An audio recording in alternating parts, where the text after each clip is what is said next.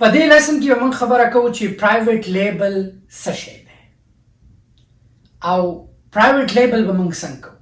پرایویټ لیبل هغه میتھډ دی چې تا ته موستلی پرایویټ لیبل خلک د علی بابا نه سامان لري. څومره سامان چې په علی بابا دی او په امیزان خرڅیږي هغه ټول پرایویټ لیبل میتھډ دی. اوس پرایویټ لیبل میتھډ څه شی دی؟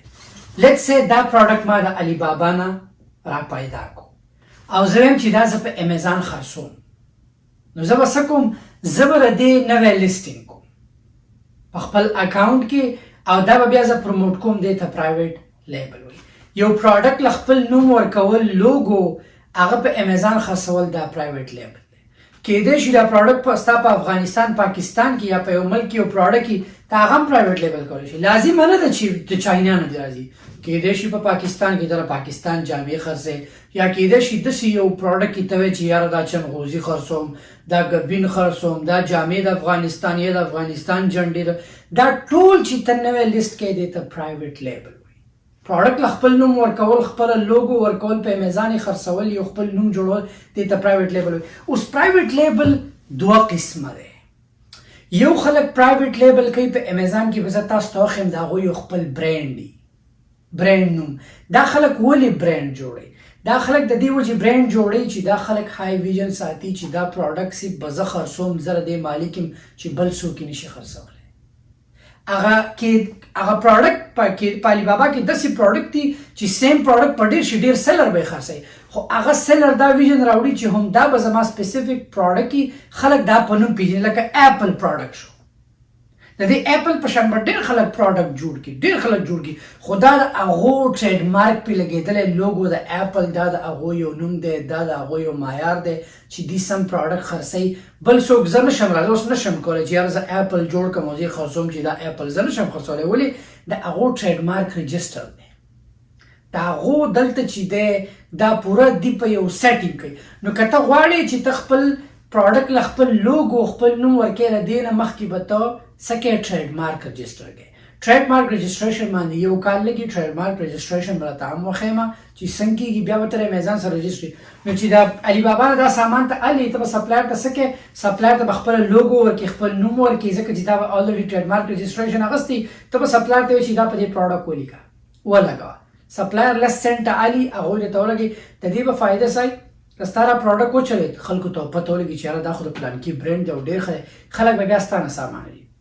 خو اوس که زه وګورم چې یاره د سړی 1 لاک 2 لاکه د میاشتې جوړوي، نو که زه په امیزان باندې زه ستا دا نوم کاپي کړم، ستا دا لوګو کاپي کړم، نو امیزان به هغه زما لیسټینګ ډیلیټ کړي. ولې؟ ځکه چې ته د دې ټریډ مارک مالک یې.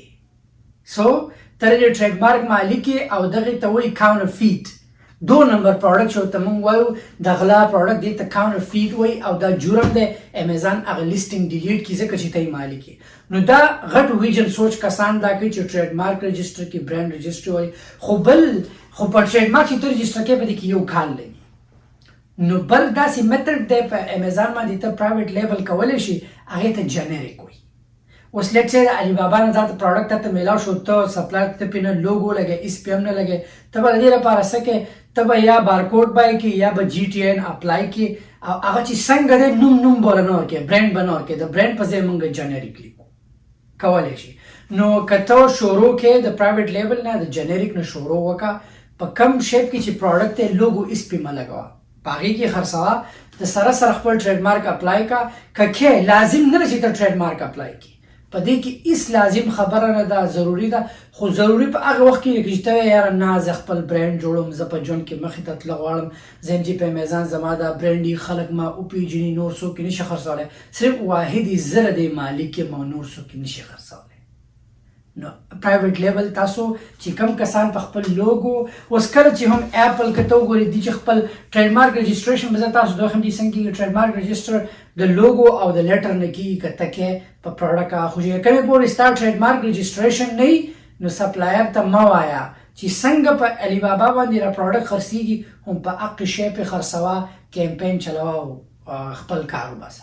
خو چې که چېرې ټریډ مارک رجسټریشن دې وکړو، هر څه دې وشو، کمپلیټ شو، نو بیا لازم ده چې کله هم یو پروډکټ خرڅوې، سپلایر ته وایه دا لوګو پې لګوه، دا پې زما نوم لګوه، چې اړو څوک ستا بیا پروډکټ کاپي کولی نه شي او کاونټرفیټ کې به نه راځي. او که څوک ستا لیسټینګ هایجیک هم کړي، امیزان ته ته ریکویسټ وکړې، په اسانه ترې ډیلیټ کړي، سامان یې هم لاړ شي او دغه هم لاړ شي. خو که نه ته وایې چې زه ټریډ مارک رجسټریشن اوس نه لرم، ټریډ مارک رجسټریشن وخت را سره نشته، پیسه را سره دومره نشته، نو د ورکوټي نه شروع کولی شي. که څلور 1500 $1000 د بجټ وي، ټریډ مارک ماله په جنریک کې سامان خرڅوه، د جنریک طریقه به درته وښیم چې په جنریک کې څنګه پروډکټ لیست کېږي او مخې ته به دا شی موږ څنګه مخې ته بوځو.